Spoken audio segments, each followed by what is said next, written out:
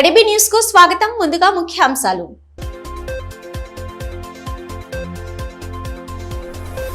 పట్టణంలో ఉత్సాహంగా సాగిన తిరంగా ర్యాలీ. పెద్ద సంఖ్యలో పాల్గొని దేశభక్తిని చాటిన విద్యార్థులు.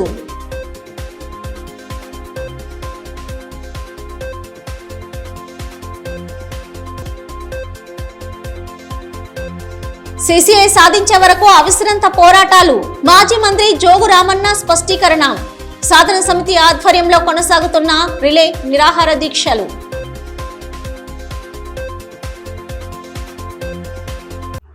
జాతీయ సమైక్యతను చాటి చెప్పేలా స్వాతంత్ర పోరాటంలో ప్రాణాలు అర్పించిన అమరవీరుల త్యాగాలను స్మరించుకుంటూ ప్రతి ఒక్కరూ తమ ఇండ్లపై జాతీయ జెండాలను ఆవిష్కరించాలని బీజేపీ జిల్లా అధ్యక్షుడు బ్రహ్మానంద్ అన్నారు. గురువారం ప్రధానమంత్రి నరేంద్ర మోదీ పిలుపు మేరకు హర్ ఘర్ తిరంగా కార్యక్రమంలో భాగంగా పట్టణంలో తిరంగా ర్యాలీ నిర్వహించారు. వినాయక చౌక్ నుంచి ప్రారంభమైన ఈ ర్యాలీ పట్టణంలోని ప్రధాన కూడళ్ల గుండా సాగుతూ తిరిగి వినాయక్ చౌక్ చేరుకుంది. ర్యాలీలో విద్యార్థులు జాతీయ జెండాలను చేతపట్టుకుని జై జవాన్, భారత్ మాతాకి జై అంటూ పెద్ద పెట్టున నినాదాలు చేశారు.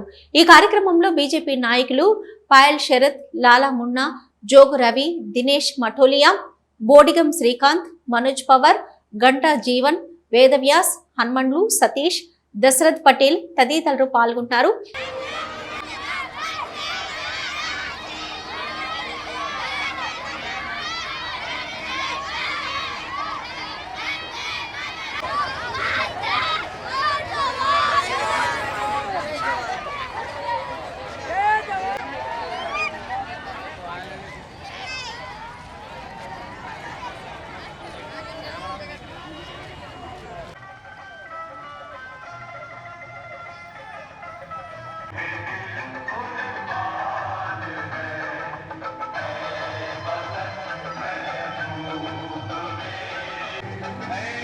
ఈ సందర్భంగా బీజేపీ జిల్లా అధ్యక్షుడు బ్రహ్మానంద్ మాట్లాడుతూ దేశభక్తిని పెంపొందించేలా ప్రధానమంత్రి స్వాతంత్ర దినోత్సవం సందర్భంగా జాతీయ జెండాలను ప్రతి ఇంటిపై ఎగరవేయాలని పిలుపునిచ్చారు.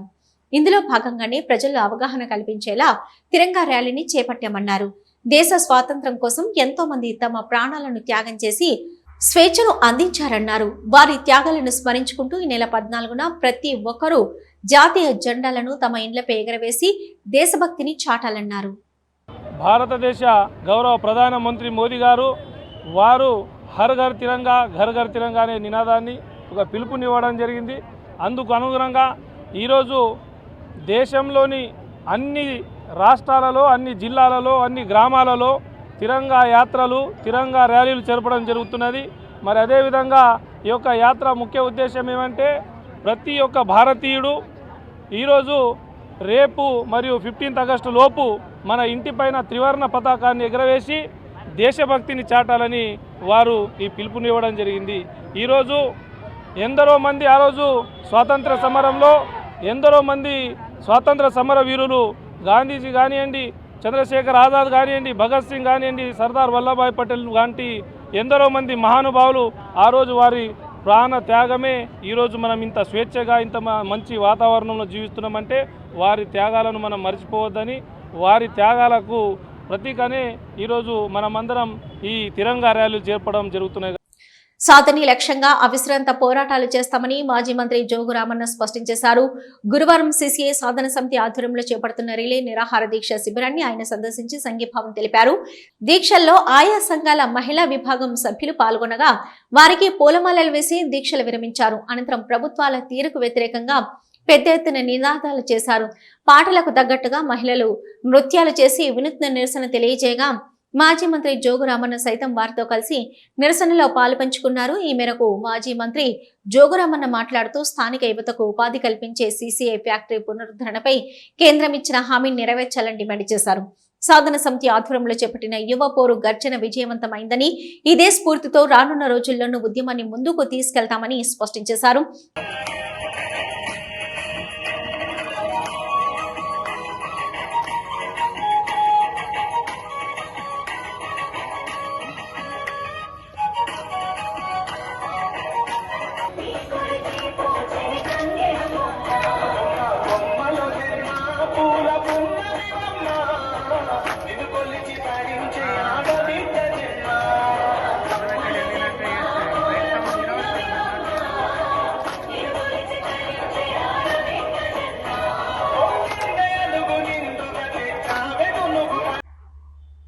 ఆదిలాబాద్ పట్టణంలోని ప్రభుత్వ ఉన్నత ప్రాథమిక పాఠశాల బ్రాహ్మణవాడలో జిల్లా వైద్య ఆరోగ్య శాఖ అధికారి సాధన ఆదేశాల మేరకు జిల్లా టొబాకో కంట్రోల్ కార్యక్రమం సైకాలజిస్టు శ్రీకాంత్ విద్యార్థులకు అవగాహన కార్యక్రమం నిర్వహించారు. యువతలో పెరుగుతున్న పొగాకు వినియోగం, మాదక ద్రవ్యాల అలవాటు, ఇతర అసంఘిక కార్యకలాపాల వల్ల కలిగే దుష్పరిణామాలను వివరించారు. తెలియకుండానే చెడు స్నేహాలు, పొగాకు, డ్రగ్స్ వంటి అలవాట్లకు బానిసై యువత నేరాల వైపు అడుగులు వేస్తున్నారని, యువత నేరాల బాట పట్టకుండా మంచి మార్గాన్ని ఎంచుకోవాలని సూచించారు. ఆరోగ్యకరమైన జీవన శైలి, క్రమశిక్షణ, మంచి స్నేహాలు, విద్యపై దృష్టి పెట్టాలని విద్యార్థులకు సూచించారు. ఈ కార్యక్రమంలో పాఠశాల ప్రధాన ఉపాధ్యాయురాలు అపర్ణ, ఉపాధ్యాయులు అనిల్, రాధా, సోషల్ వర్కర్ చిరంజీవి, విద్యార్థులు పాల్గొన్నారు. బేలా మండల కేంద్రంలో జాతీయ జెండాలతో తిరంగా ర్యాలీ ఘనంగా నిర్వహించారు. దేశభక్తి, జాతీయ సమైక్యతను చాటుతూ నిర్వహించిన ఈ ర్యాలీలో విద్యార్థులు, యువత, ప్రజలు పెద్ద సంఖ్యలో పాల్గొన్నారు. చేతుల్లో జాతీయ జెండాలను పట్టుకుని ప్రధాన వీధుల గుండా ర్యాలీగా సాగారు. దేశభక్తి నినాదాలతో బేలా మండల కేంద్రం మారుమోగింది. ఈ సందర్భంగా సాగండి సర్పంచ్ భూపతిరెడ్డి మాట్లాడుతూ జాతీయ జెండా దేశ గౌరవానికి, ఐక్యతకు ప్రతీకని అన్నారు. యువతలో దేశభక్తి భావాన్ని పెంపొందించడంతో పాటు దేశ అభివృద్ధిలో ప్రతి ఒక్కరూ భాగస్వాములు కావాలని పిలుపునిచ్చారు. దేశ సమగ్రత, సౌభ్రాతృత్వం, ఐక్యతను కాపాడేందుకు ప్రతి ఒక్కరూ కృషి చేయాలని కోరారు. ఈ కార్యక్రమంలో నాయకులు దత్తనిక్కం, మురళి, ఠాక్రే, రాకేష్, నవీన్, సందీప్, హరీష్, రాము తదితరులు పాల్గొన్నారు. జెండా ఘర్ ఘర్ జెండా కార్యక్రమం ప్రకారం ఈరోజు మేము బేలలో ర్యాలీ తీయడం జరిగింది. ఆ ర్యాలీ ప్రకారం మాకు పోలీసు సహకరించారు, విలేకరులు సహకరించారు, ప్రతి ఒక్క ఆఫీసర్స్తో మాకు సహకరించి ఈ జెండా బడి పిల్లవాళ్ళు కూడా మాకు ర్యాలీలో పాల్గొని మాకు ఎంతో ఉత్సాహం కల్పించారు. ఈ ఉత్సాహానికి మేము రుణపడి ఉంటాము. ఇటువంటి ప్రోగ్రాలు ఎన్నో చేయాలని సుగా ఈ తిరంగా జెండా, ఇది మనం భారతదేశ జెండాని ఆవిష్కరించే దినంగా మనం పోటీల్లో జిల్లాను ప్రథమ స్థానంలో నిలపాలని డివైఎస్ఓ దయానంద్ రెడ్డి అన్నారు. ఇందిరా ప్రియదర్శిని మైదానంలో అండర్ 14, 17 బాలబాలికల జిల్లా స్థాయి స్విమ్మింగ్ ఎంపిక పోటీలు నిర్వహించారు. దీనికి డివైఎస్ఓ ముఖ్య అతిథిగా హాజరై పోటీలను ప్రారంభించారు. క్రీడాకారులు ఆయా విభాగాల్లో ప్రతిభ కనబర్చి జిల్లా స్థాయికి ఎంపికయ్యారు. ఈ కార్యక్రమంలో గిరిజన క్రీడాభివృద్ధి అధికారి పార్థసారథి, ఎస్జిఎఫ్ కార్యదర్శి రామేశ్వర్, అసిస్టెంట్ కార్యదర్శి సాయి కుమార్, కబడ్డీ అసోసియేషన్ కార్యదర్శి రాష్ట్ర పాల్, క్రీడాకారులు, కోచ్లు పాల్గొన్నారు. క్రీడాకారులు వారు ఎంచుకున్న క్రీడా రంగాల్లో రాణించాలని డివైఎస్ఓ దయానంద్ రెడ్డి అన్నారు. ఎస్డిఎఫ్ ఆధ్వర్యంలో నిర్వహించిన జిల్లా స్థాయిలో పోటీల్లో ఎంపికైన క్రీడాకారులు రాష్ట్ర స్థాయిలో రాణించాలని ఆకాంక్షించారు. క్రీడాకారులకు జిల్లాలో మరిన్ని సౌకర్యాలు కల్పించేలా తన వంతుగా కృషి చేస్తున్నట్లు తెలిపారు. కేంద్ర ప్రభుత్వం ఆధీనంలో ఉన్న సిసిఐ ఫ్యాక్టరీని పునః ప్రారంభించకుండా ఎన్నికల హామీకే పరిమితం చేసిందని సిసిఐ సాధన కమిటీ కన్వీనర్ దర్శనాల మల్లేశం ఆరోపించారు. సిసిఐ సాధన కమిటీ ఆధ్వర్యంలో బుధవారం నిర్వహించిన యువ విద్యార్థి పోరు గర్జన సభ విజయవంతమైందని తెలిపారు. సభ విజయవంతానికి సహకరించిన ప్రతి ఒక్కరికి గురువారం ఏర్పాటు చేసిన మీడియా సమావేశంలో ధన్యవాదాలు తెలిపారు. ముఖ్య అతిథిగా హాజరైన ఆర్ట్స్ కళాశాల ప్రిన్సిపల్ కాసిం 30 నిమిషాల ప్రసంగం చేశారన్నారు. అయితే అవగాహన లేక బీజేపీ, కాంగ్రెస్ నాయకులు ఆయన నిమిషం మాట్లాడిన మాటలను వైరల్ చేయడం సరికాదన్నారు. మాజీ మంత్రి జోగు రామన్న సిసిఐ సాధన కోసం 2014 నుంచి ఉద్యమిస్తున్నారని తెలిపారు. సిసిఐ ఫ్యాక్టరీ పునరుద్ధరణలో బీజేపీ ఎంపీ, ఎమ్మెల్యేలు కృషి చేయాలని డిమాండ్ చేశారు. అప్పటి వరకు తమ పోరాటం కొనసాగుతుందని స్పష్టం చేశారు. 3000 మంది విద్యార్థులు, యువజనులతోని విద్యార్థి యువజన పోరు గర్జన సభ జరిగింది. ఈ సభను విజయవంతం చేసిన ప్రతి ఒక్కరికి పేరు పేరున ధన్యవాదాలు తెలియజేస్తూ ఉన్నాం. ఈ సభకు ముఖ్య అతిథిగా విచ్చేసినటువంటి కాసిం గారు దాదాపు 30 నిమిషాల పాటు ప్రసంగం చేశారు. ఈ 30 నిమిషాల పాటు చేసిన ప్రసంగంలో కేంద్రంలోని బీజేపీ ప్రభుత్వం తాను తెరిపించాలనుకున్నటువంటి కేంద్ర ప్రభుత్వ రంగ సంస్థను ఎన్నికల హామీగా మాత్రమే వాడుకున్నది తప్ప చిత్తశుద్ధితోని ప్రయత్నం చేయలేదు, చేస్తలేరు అని చెప్పారు. ఈ 30 నిమిషాల వీడియోను కాకుండా కేవలం సూచనాప్రాయంగా చెప్పినటువంటి 1 నిమిషం వీడియోని పట్టుకొని, అది కాసిం గారికి కమ్యూనికేషన్ లేదు. జోగు రామన్న గారు 2014 సంవత్సరం నుంచి తాను మంత్రిగా ఉన్న కాలం నుంచి కూడా సిసిఐ సాధన కోసము నిజాయితీగా నిష్పక్షపాతంగా పనిచేస్తూ ఉన్నాడన్న సంగతిని తన కమ్యూనికేషన్ గ్యాప్ వల్ల రాష్ట్ర ప్రభుత్వం ఆ రోజు తెరిపించుంటే బాగుండు అని చెప్పి అన్నటువంటి ఒక నిమిషం క్లిప్ను పట్టుకొని బీజేపీ వాళ్ళు కానీ అట్లనే ఈ రోజున ఆ వీడియోను వైరల్ చేస్తూ ఉన్నారు. సిసిఐని ప్రారంభించాల్సినటువంటి బాధ్యత బీజేపీ ఎమ్మెల్యే ఎంపీ గారి మీద ఉన్నది. ఒకవేళ మీరు కనుక ప్రారంభించకపోతే మిమ్మల్ని వచ్చే ఎన్నికల్లో ఓడిస్తారు ప్రజలు అని చెప్పి స్పష్టంగా చెప్పారు. 2014 నుంచి జోగురామన్న సిసిఐ సాధన కోసం కృషి చేస్తున్నారు కాబట్టి 2018లో అమిత్ షా గారు ఆదిలాబాద్కి వచ్చి హామీ ఇవ్వాల్సినటువంటి పరిస్థితి వచ్చిందని చెప్పి స్పష్టంగా చెప్పారు. కాబట్టి జోగురామన్న గారు చేస్తున్నటువంటి ఈ కృషిని తప్పుదారి పట్టించే క్రమంలో సిసిఐ సాధన కమిటీ చేస్తున్న పోరాటాన్ని నీరుగార్చాలనేటువంటి దురుద్దేశంతో కొంతమంది మాట్లాడుతూ ఉన్నారు. ఈ రోజున బాలూరి గోవర్ధన్ రెడ్డి గారు ప్రెస్ మీట్ పెట్టి మాట్లాడుతూ ఉన్నారు. అసలు బాలూరి గోవర్ధన్ రెడ్డి గారు కాంగ్రెస్ పార్టీలో ఉన్నారా బీజేపీ పార్టీలో ఉన్నారో మాకు అనుమానం వస్తుంది. కాంగ్రెస్ పార్టీలో ఉండి బీజేపీని రక్షించడం కోసం ఎందుకు ప్రయత్నం చేస్తున్నాడు బాలూరి గోవర్ధన్ రెడ్డి అని అనుమానం వస్తుంది. ఒకసారి కాంగ్రెస్ పార్టీ వాళ్ళు ఆలోచించుకోవాలా, బాలూరి గోవర్ధన్ రెడ్డి కాంగ్రెస్ పార్టీనా లేకపోతే బీజేపీ పార్టీనా? కేంద్ర ప్రభుత్వ రంగ సంస్థ కోసం మేము పోరాటం చేస్తున్నాము. కేంద్ర ప్రభుత్వాన్ని మేము టార్గెట్ చేసి పనిచేస్తూ ఉంటే దాన్ని మొత్తం మీరు వేసుకొని మాట్లాడుతున్నటువంటి పరిస్థితి ఎందుకున్నది ఒకసారి ఆలోచన చేయాలని చెప్పి కాంగ్రెస్ పార్టీ నాయకత్వానికి కూడా మేము విజ్ఞప్తి చేస్తూ ఉన్నాం. ఫక్త్ కేంద్ర ప్రభుత్వ రంగ సంస్థ కాబట్టి కేంద్ర ప్రభుత్వమే తెరవాలి కాబట్టి తన బాధ్యతను నుంచి తప్పుకొని ఇటు రాష్ట్ర ప్రభుత్వం మీద దొబ్బేస్తా ఉన్నది. కానీ మేము అడుగుతున్నది ఏంటంటే కేంద్ర ప్రభుత్వం మీ మీద దొబ్బేస్తా ఉంటే మీరెందుకు స్పందిస్తలేరు కాంగ్రెస్ పార్టీ వాళ్ళు? అది నిజమైతే నిజమని చెప్పండి, అబద్దమైతే అబద్దం అని చెప్పండి ప్రజలకు. మీరెందుకు మాట్లాడట్లేదు, మౌనంగా ఉంటున్నారు? దీని వెనకాల రహస్యం ఏంటిది అనేది కూడా ఈ సందర్భంగా అడుగుతూ ఉన్నాము. మమ్మల్ని సిసిఐ సాధన కమిటీని రకరకాల ఆరోపణలు చేసి ఇబ్బందులు పెట్టి మానసికంగా కుంగదీసి పోరాటాన్ని నీరు గారుస్తామంటే ఇక్కడ అందరం ఫైటర్సే ఉన్నాం, అది గుర్తుపెట్టుకోమని చెప్పదలుచుకున్నాము.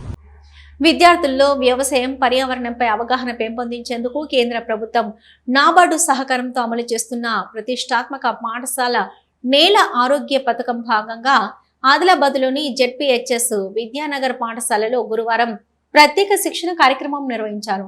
ఇందులో భాగంగా పాఠశాలలో ఏర్పాటు చేసిన ల్యాబ్ సదుపాయాల ద్వారా విద్యార్థులకు నేల ఆరోగ్య నిర్వహణపై అవగాహన కల్పించారు. సాయిల్ టెస్టింగ్ కిట్ వినియోగం ద్వారా మట్టి నమూనాలను ఎలా సేకరించాలి, ఎలా పరీక్షించాలి, ఫలితాలను ఎలా విశ్లేషించాలి అనే అంశాలపై ప్రాక్టికల్ గా శిక్షణ అందించారు. ఈ కార్యక్రమంలో భూసార పరీక్ష కేంద్రం వ్యవసాయ అధికారులు సంధ్యారాణి, రజిత, పాఠశాల ప్రిన్సిపల్ నీరజ, వ్యవసాయ విస్తరణ అధికారులు గంగారెడ్డి, మహేష్ తదితరులు పాల్గొన్నారు.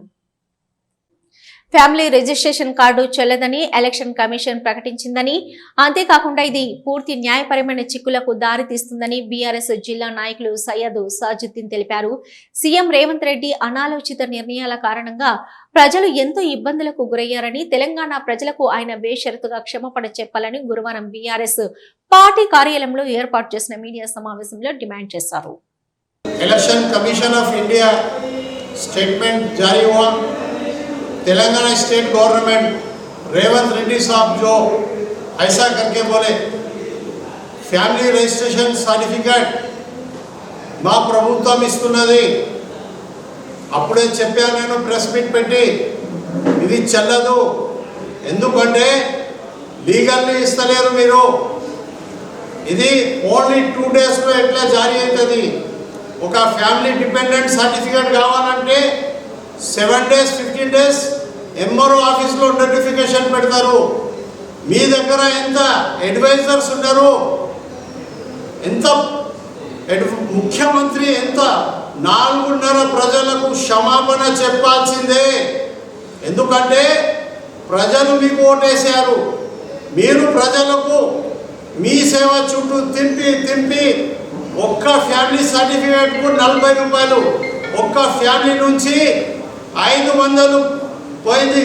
పోతే పోని ఆ సర్టిఫికేట్ చెల్లదంటే ఇది తెలంగాణ ప్రజలకు ద్రోహం చేసినట్టే. ఇంత మూర్ఖుడు ముఖ్యమంత్రి అంటే మాకు షేమ్ అనిపిస్తున్నది. అందువలన ముఖ్యమంత్రి గారు మీరు క్షమాపణ చెప్పాల్సిందే. తెలంగాణ పోరాడి తెచ్చుకున్న తెలంగాణకు ఇంత మూర్ఖుడు ముఖ్యమంత్రి ఇచ్చిన రాహుల్ గాంధీ కూడా చెప్తున్నాం, మీరు ఒక్కసారి ఆలోచన చేయండి. ఇంత మూర్ఖత్వం ఎట్లా నడుస్తుంది? ప్రజలారా ఆ సర్టిఫికెట్ మీ దగ్గర మంచిగా పెట్టుకోండి. ఈ కాంగ్రెస్ వాళ్ళు దద్దమ్మలు వచ్చినప్పుడు అడగండి, మీ ముఖ్యమంత్రి ఈ సర్టిఫికెట్ ఇచ్చిండు, ఈ సర్టిఫికెట్ చెల్లదు అంటున్నారు. ఇసుంటిది ముఖ్యమంత్రికి మేము ఎందుకు ఓటు వేయాలా? ఆదిలాబాద్ జిల్లాకు నూతనంగా నియమితులైన జిల్లా రవాణా శాఖ అధికారి బి కిషోర్ బాబును టూర్స్ అండ్ ట్రావెల్స్ అసోసియేషన్ సనాతన హిందూ ఉత్సవ కమిటీ అధ్యక్షుడు ప్రమోద్ ఖత్రి మర్యాదపూర్వకంగా కలిశారు. ఈ సందర్భంగా రవాణా శాఖ కార్యాలయంలో ఆయనను శాల్వతో ఘనంగా సత్కరించారు. ఈ సందర్భంగా సనాతన హిందూ ఉత్సవ సమితి నిర్వహించే వరలక్ష్మి వ్రతం, దసరా ఉత్సవాలు, కార్తీక దీపోత్సవం వంటి పండుగల గురించి వివరించారు. ప్రతి ఉత్సవంలో కుటుంబ సమేతంగా పాల్గొనాలని ఆయనను ఆహ్వానించారు.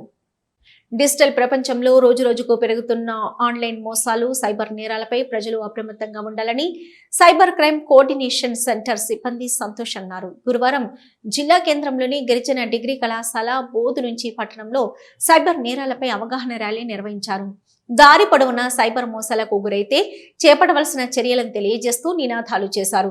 ఈ కార్యక్రమంలో ఏఎస్ఐ సురేందర్, సిబ్బంది సత్, సాయి, శివ, దాస్ తదితరులు పాల్గొన్నారు. సాంకేతికత ఎంత వేగంగా పెరుగుతుందో అంతే వేగంగా సైబర్ మోసాలు పెరుగుతున్నాయని సైబర్ క్రైమ్ కోఆర్డినేషన్ సెంటర్ సిబ్బంది సంతోష్ అన్నారు. వాట్సాప్, SMS, ఈమెయిల్ ద్వారా వచ్చే తెలియని లింకులను ఎట్టి పరిస్థితుల్లో క్లిక్ చేయవద్దని సూచించారు. బ్యాంకు ఖాతా వివరాలు, పిన్ నంబర్లు, ఓటీపీలను ఎవరితో పంచుకోవద్దన్నారు. ఏదైనా సైబర్ మోసానికి గురైతే వెంటనే 1930కు ఫిర్యాదు చేయాలన్నారు.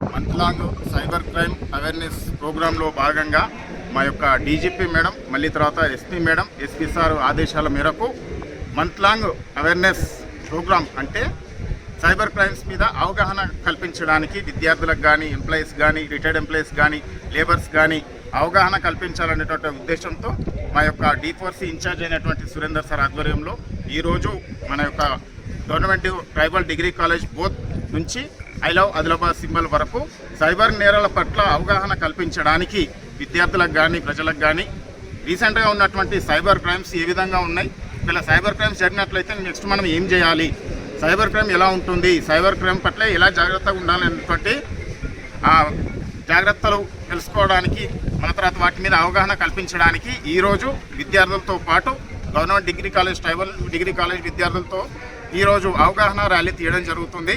ప్రైవేట్ కంపెనీల్లో ఇచ్చే ఉద్యోగ అవకాశాలను నిరుద్యోగ యువతీ యువకులు సద్వినియోగం చేసుకోవాలని ఉపాధి కల్పన అధికారిని మిల్కా అన్నారు. గురువారం ఉపాధి కల్పన శాఖ ఆధ్వర్యంలో ITI కళాశాలలో మెగా జాబ్ మేళాను నిర్వహించారు. జిల్లా వ్యాప్తంగా ఉన్న నిరుద్యోగులు పెద్ద సంఖ్యలో తరలివచ్చారు. 600కు పైగా ఖాళీల భర్తీ కోసం 13 కంపెనీలకు చెందిన ప్రతినిధులు అభ్యర్థుల సర్టిఫికెట్లను పరిశీలించారు. అనంతరం ఎంపిక చేసిన పలువురికి నియామక పత్రాలను అందించారు. కాగా ఈ ప్రక్రియను ఉపాధి కల్పన అధికారిని మిల్కా పరిశీలించి పలు సూచనలు చేశారు. ఈ కార్యక్రమంలో ITI కళాశాల ప్రిన్సిపల్ శ్రీనివాసు, కంపెనీ ప్రతినిధులు తదితరులు పాల్గొన్నారు. ఉపాధి కల్పన శాఖ ద్వారా ప్రైవేట్ కంపెనీల్లో కల్పించే ఉద్యోగ అవకాశాలను వినియోగించుకోవాలని ఎంప్లాయ్మెంట్ ఆఫీసర్ మిల్కా అన్నారు. పెద్ద కంపెనీల్లో విద్యార్హత ఆధారంగా జాబ్స్ అందించడం జరుగుతుందన్నారు. హైదరాబాద్ లాంటి ప్రాంతాల్లోనే ఎక్కువ జాబ్స్ ఉన్నాయన్నారు. ఉద్యోగంలో చేరి ఉన్నత స్థాయికి ఎదగాలన్నారు. చాలా మంది సుదూర ప్రాంతాల్లో ఉద్యోగం చేయడానికి సుముఖత చూపడం లేదన్నారు. వచ్చిన అవకాశాలను వదులుకోకుండా సద్వినియోగం చేసుకుంటూ జీవితంలో స్థిరపడాలని సూచించారు. ముఖ్యాంశాలు మరొకసారి చూద్దాం.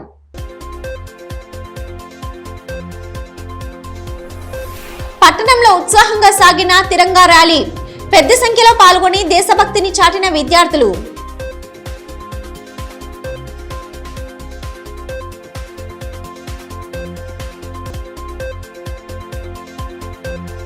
CCI సాధించే వరకు అవిశ్రాంత పోరాటాలు, మాజీ మంత్రి జోగు రామన్న స్పష్టీకరణ. సాధన సమితి ఆధ్వర్యంలో కొనసాగుతున్న రిలే నిరాహార దీక్షలు.